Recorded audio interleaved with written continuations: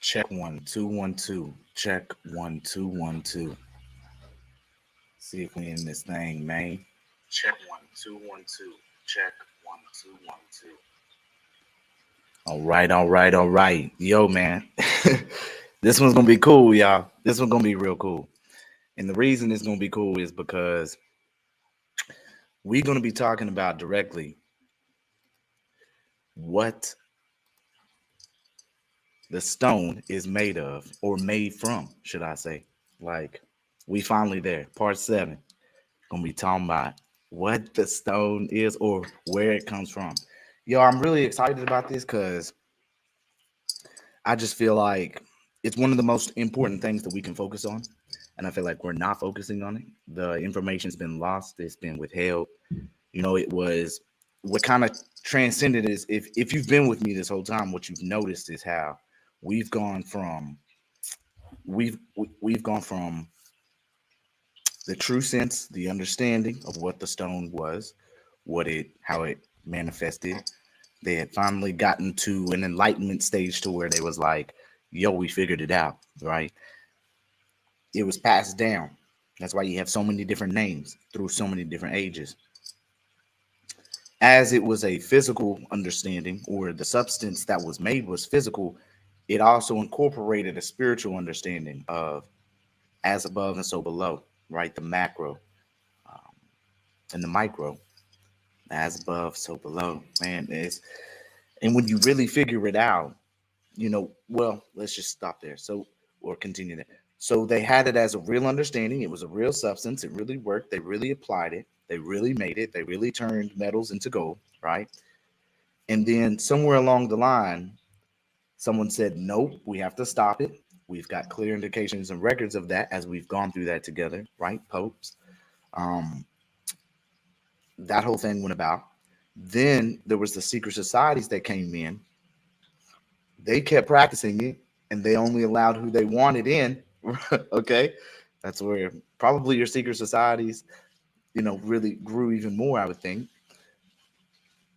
Then it goes and gets all these secret society books writing about spiritual things. So then it gets the philosopher's stone gets transferred into spiritualism, right? Understanding or translating the spiritual aspect of you into a higher enlightenment, which is good. That's good. There's nothing wrong with that. I'm not saying there's anything wrong with that. Um, but it was taken away from its true meaning, right? So if you take something away from its true meaning and now it has a whole interpretation and people run with that, it's kind of lost. You see what I'm saying? And when I look online, yeah, people are still really obscure with it. And even like trying to find anything that I'm talking about in relation to this, it's really not even out there. You see what I'm saying? Like, they're not talking about it. Yeah, you got the audiobooks online, but in relation to, it's not a big topic. It's you go into like Tartaria and you're like, oh, look at all these magical things. Oh, they got all this tech energy, and who are the Tartarians? It's like, it's not hard. Just read the historical record, you can figure them out. But and that's a big thing. As big as that is, the mystery around that, there is no mystery around the philosopher's stone. Like, they figure they got it figured it out because it's like, oh, it's a spiritual thing. It's a secret society spiritual thing. Just forget about it. It's no big deal, right? So that's what I find is really, really funny. I mean, mute my phone or it's just gonna blow up this whole time. So that's what I find out. That's what I think is just really funny. Okay. So anyways, um, yeah. So like, hey, what's up, y'all? What's up, y'all? So I'm sorry, I'm not looking at the chat. Chat's on the other screen over. So yeah, I find it so fascinating that we're going through all this, and people just don't understand how basic and simple it really is. And then when you hear it, you're like, come on, man, are you playing with me? And it's like, what do you want me to tell you? Are you not understanding nature or not? It's right there before you. So just understand nature for what it's worth. Understand the higher principles. It's, again, alchemists we ain't making nothing, bruh. We just allowing nature to do what it does. We're taking the macro and turning it into a micro, and then acting as though we are we're the higher of that. Okay, we're the higher intelligence of that. So if nature is continuously making all these substances over time, whether it be gold, diamonds, you got your opals, you got all your rare gems, all your stones, right?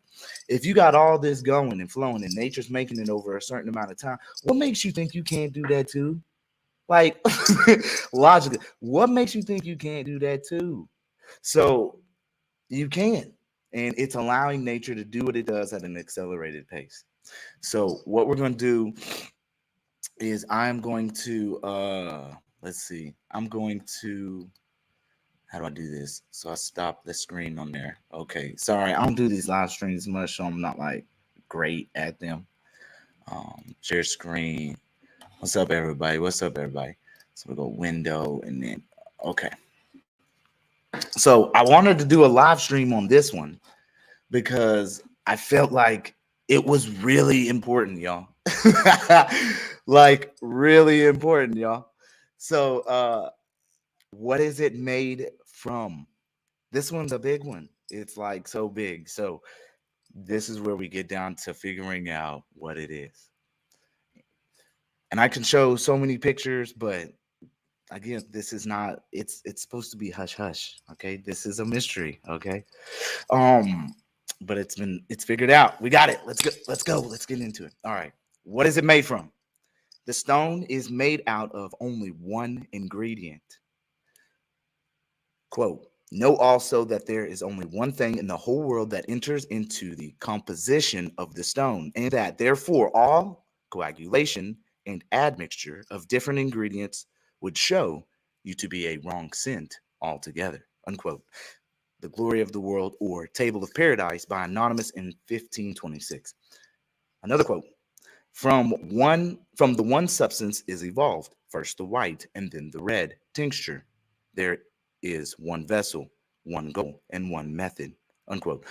The New Pearl of Great Prince by Peter Bonis, 1338 AD. Okay, now check it. A lot of people always be like, oh man, it's a stone, man. Y'all, whoop, whoop, whoop, it's a stone, whoop, whoop, right? That's this quote right here just said first the white and then the red tincture. So first in our development of our process of our little microcosm, our art, is the aspect that we will reach the white. Okay, then on to the red, but it's called a tincture. Take notice and heed to that. Okay, one vessel. Okay, so we'll continue. All right, let's continue. Let's see. So I do the full screen layout on that? Okay, cool. I think it went back.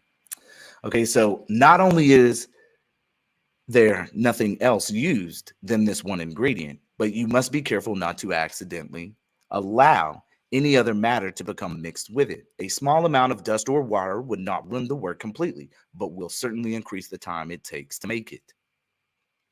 Quote, for the pure substance is of one simple essence, void of all heterogeneity.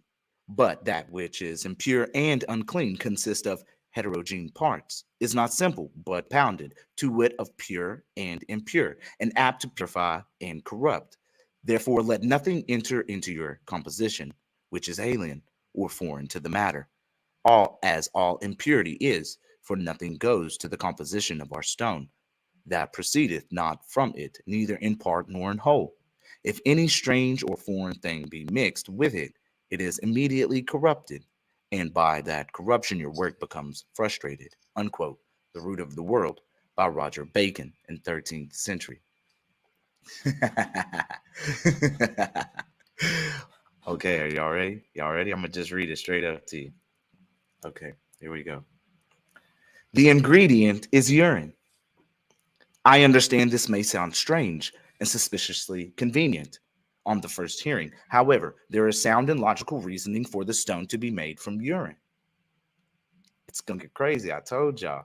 First, I must explain that the stone could, in theory, be made from anything, since everything consists of life energy to some degree, which is the principle of the stone. Urine contains this life energy in high concentration due to the fact that it has just come out of you, and you, as a living animal, are full of life energy. Quote, the stone is also in everything. That is, nature is everything. And because nature has in itself all names, and nature is all the world, therefore the stone has many names. And it is said to be everything, although one is nearer than another. Unquote. Book of the Chemical Art by Marsilius Vicinus in the 15th century. Now check it. You're like, oh my gosh, I don't even want to listen to this dude no more. He done went off the deep end. Did you know?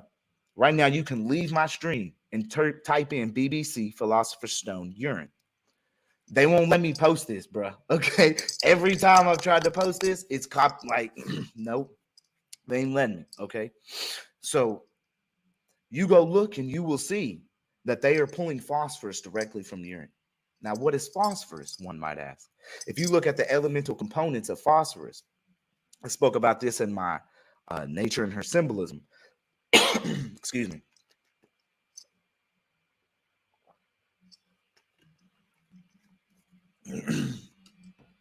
I spoke about this in my Nature and Her Symbolism, right? So the aspect that on an elemental level, yo, man, it's crazy. Things equal up to 666. It gets really wild in understanding the aspects of just what you can pull from urine itself. Urine is an energy source. You really study the aspects of urine. There's people out there that use urine as energy. Like, y'all not understanding, because we've been not taught to understand the natural nature itself manifesting in all these manners. We've lost who we are. We think of ourselves as like it's deep. So we're gonna keep going though. Quote, let it be supposed for an illustration of this subject that any one would propose to make malt, he may effect his purpose in the other grains. But barley is generally chosen because its germ is made to sprout by a less tedious process, which is to all intents and purpose what we want in the extraction of our mercury. Our mercury. Okay? That's an unquote. On the Philosopher's Stone by Anonymous in the 12th through 17th century. Okay, so here we go. From the urine, we will need to extract a distillate. Hold on. We will need to extract a distillate, water, and a salt. We're right here, y'all. I'm gonna highlight it. The life energy is in the water. And since the life energy is so volatile, it will remain with the water even when the water is distilled, evaporated, and condensed. Our bodies do not want to project the life energy in the urine, but have no choice since the life energy is attached to the water.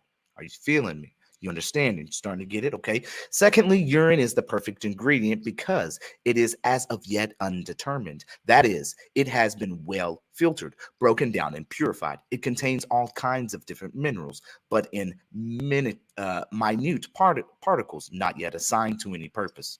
Quote, our true and real matter is only a vapor, impregnated with the metallic seed, yet undetermined. Unquote. Aphorisms of Urbigurus by Bero Ibigurus, 1690 AD. Following the cycles of nature, we can separate the dense and the light particles. The lightest particles are a salt. It does not matter what the actual minerals are in the urine. We just want whatever the lightest and most volatile, which will be in the form of a salt. It is necessary that our stone has a body. It cannot be made with water alone. This salt is the perfect body because it will absorb the water and is itself most volatile, but still in a solid form. Also, since the salt is newly formed, it is not yet stable and determined and will therefore easily break down, which is what we need it to do.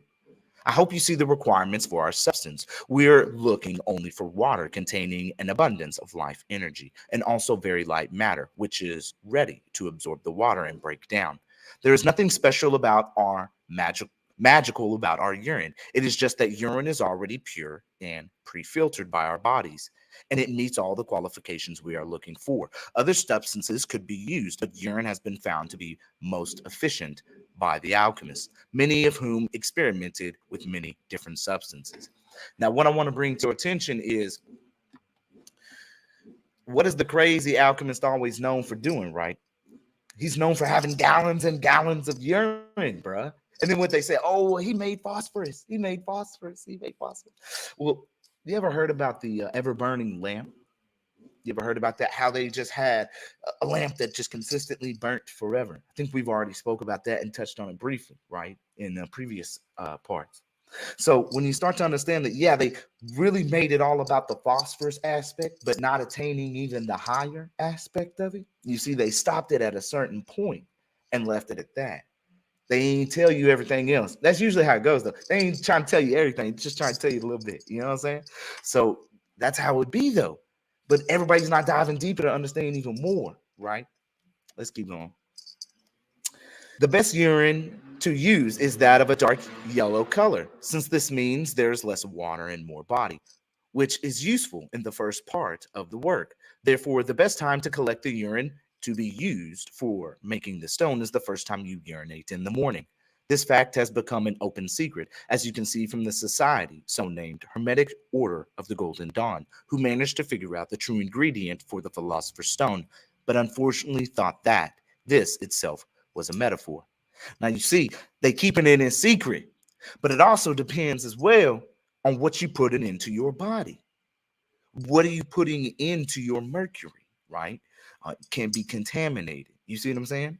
So to recap, the only ingredient of the Philosopher's Stone is urine, preferably obtained in the morning. You will need around 1 liter. Following are some nice riddles from various alchemical books showing that the ingredient is urine. Quote, this matter lies before the eyes of all. Everybody sees it, touches it, loves it, but knows it not. It is glorious and vile, precious and of small account, and is found everywhere. Unquote. The Golden Tract concerning the stone of the philosophers by an anonymous German philosopher in the 16th through 17th century. Quote, know that our mercury is before the eyes of all men, though it is known to few. When it is prepared, its splendor is most admirable. But the sight is vouchsafed to none, save the sons of knowledge. Do not despise it, therefore, when you see it in sordid guise. For if you do, you will never accomplish our majesty. And if you can change its countenance, the transformation will be glorious. For our water is a most pure virgin, and is loved of many, but meets all her wooers in foul garments, in order that she may be able to distinguish the worthy from the unworthy. Unquote. The fount of chemical truth. Quote, when you shall be acquainted with the causes of this disposition, you will admire that a matter so corrupt should contain in itself such a heavenly like nature. Unquote. Verbum dismissum. Quote, by the ignorant and the beginner, it is thought to be the vilest and meanest of things. It is sought by many sages and found by few. Men have it before their eyes, handle it with their hands, yet know not, though they constantly tread it under their feet. The matter is very common and may be everywhere obtained in abundance. Unquote. The Sophic Hydrolith, or Waterstone of the Wise. You starting to see, y'all? You starting to see, y'all? Yeah, starting to see. Here we go. We gonna keep going. We gonna keep going. Quote, our substance is openly displayed before the eyes of all, and yet it is not known. Our water that does not wet the hands. Unquote. The New Chemical Light by Michael Sindevogius. Okay. Quote, there is something which everyone recognizes, and whoever does not recognize it will rarely, perhaps never find it. The wise man will keep it, and the fool will throw it away, and the reduction comes easily to the man who knows it. Unquote. A magnificent intellect tract on philosophical water. Quote, the wonderful Tao, not far away from our own body, is not necessarily found in the high mountains or in unknown waters. Unquote. 3 alchemical poems by Chang Po Dan. Quote, there is only one spring in all of the world from which this water may be obtained.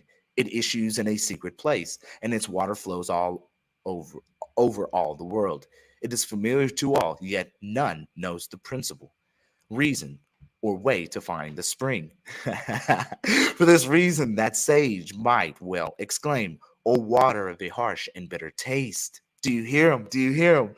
For in truth, the spring is difficult to find, but he who knows it may reach it easily without any expense, labor, or trouble. The water is of its own nature harsh and bitter.